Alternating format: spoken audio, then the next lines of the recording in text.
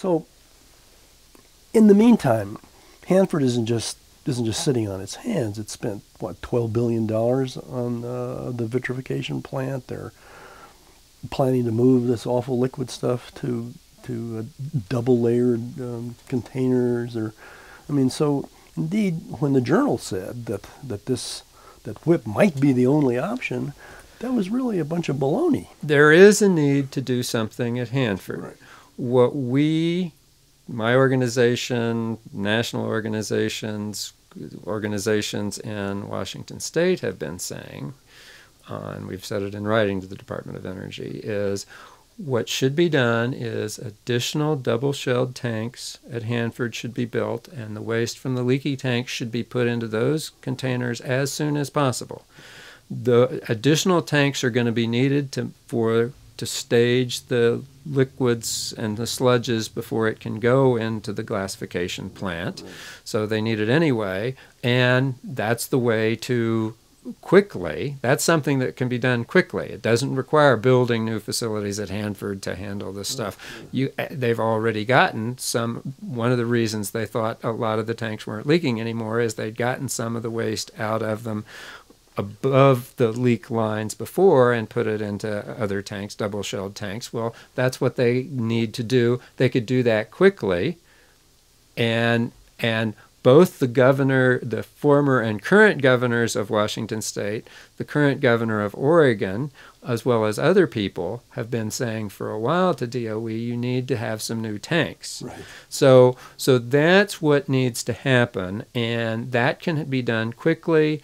It will address the issue of the leaking until the vitrification plant hopefully will eventually operate. Unfortunately, the vitrification plant is way over budget and way behind schedule, and it is a complicated process. I mean, we're talking about waste that is highly radioactive, it's got lots of chemicals in it, so it's very difficult to do what needs to be done with the waste treatment plant.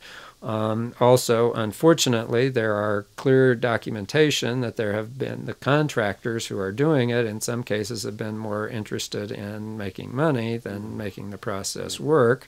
There's even a current example of falsification of records. There are a number of whistleblowers with the treatment plant. I mean, one of the buildings for the treatment plant has actually been put on hold because whistleblowers identified some major flaws in the construction that wasn't being done correctly. So now they have to go back so Hanford is a very big. It's a technically big problem. It's therefore a political problem, but it's also a problem in terms of how the whole project has been managed. But again, the solution to the Hanford problems has to be found at Hanford in terms of taking care of the short-term problems, getting double-shelled tanks, eventually getting a vitrification process that works so that all the more than 50 million gallons of waste can be put in a solid form, so there won't be a need to worry about leaking anymore, So right? We won't have to And eventually, obviously, we need to have other long-term disposal sites, not only for this kind of high-level waste that Hanford has and Savannah River Site has and Idaho has, but we have 104 commercial nuclear power plants in this country that are generating every day spent nuclear fuel, about 70,000 metric tons of it, that are eventually going to need some place to go to.